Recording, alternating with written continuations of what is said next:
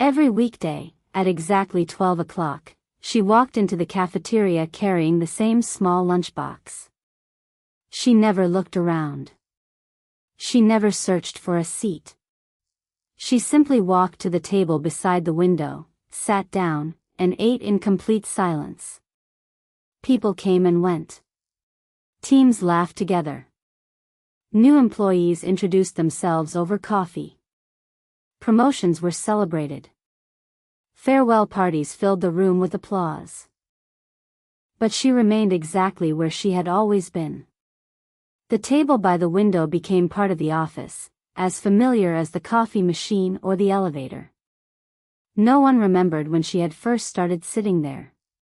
Some joked that she preferred being alone. Others assumed she disliked people. Eventually, everyone stopped wondering.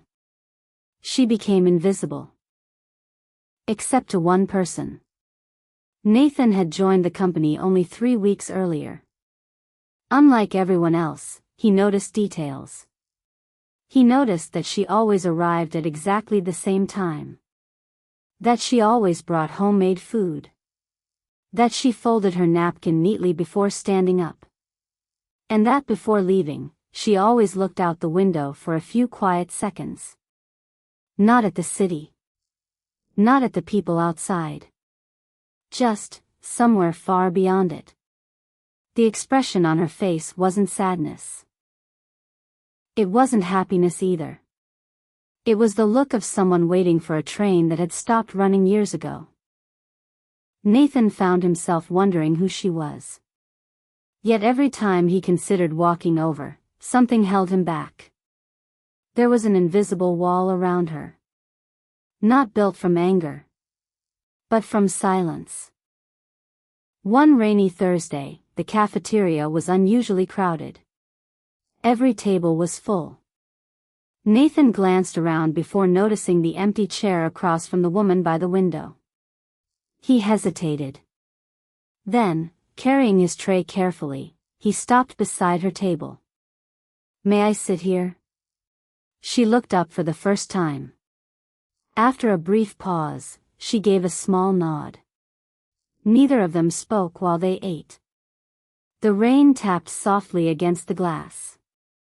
Forks clinked against plates around them. It felt strangely peaceful. As Nathan stood to leave, he smiled politely. "Thank you." She answered with the faintest smile. It was the first smile anyone in the office had ever seen on her face. After that afternoon, Nathan never tried to become her friend.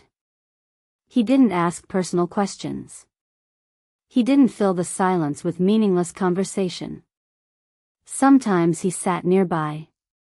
Sometimes across from her. Sometimes they spent an entire lunch break without exchanging a single word.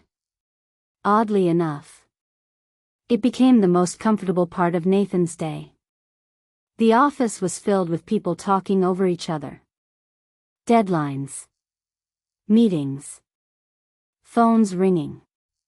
But at that quiet table by the window, time seemed to slow down. A week later, Nathan noticed something unusual. As she packed away her empty lunchbox, a small envelope slipped from her notebook and landed on the floor. She didn't notice.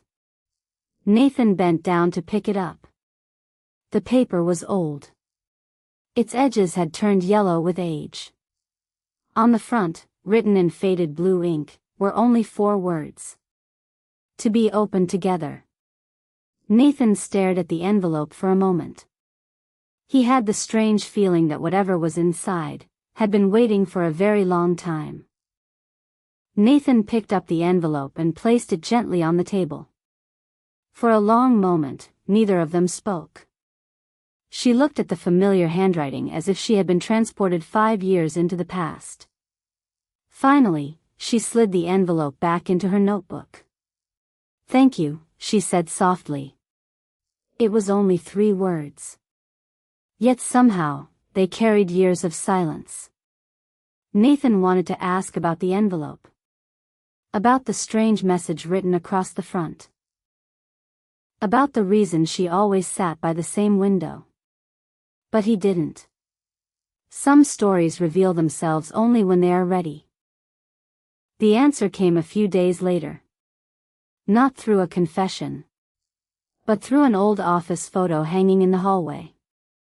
It showed a company celebration from 5 years earlier. Everyone was smiling. Standing near the back of the group were 2 young employees sitting by the very same window.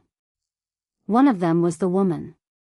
The other was a man Nathan had never seen before.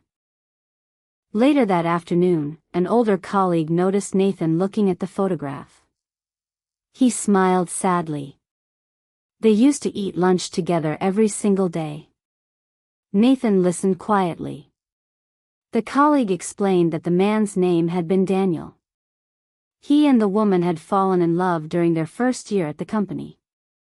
They weren't loud about it. They didn't make grand promises.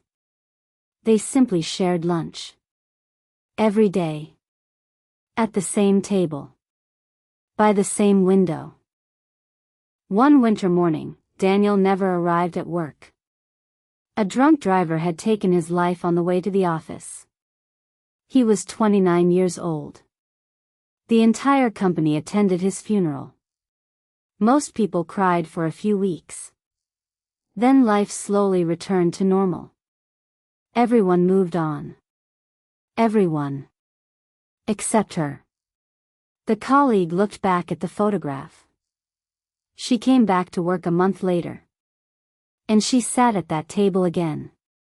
She has never chosen another seat. Nathan suddenly understood. She wasn't eating alone.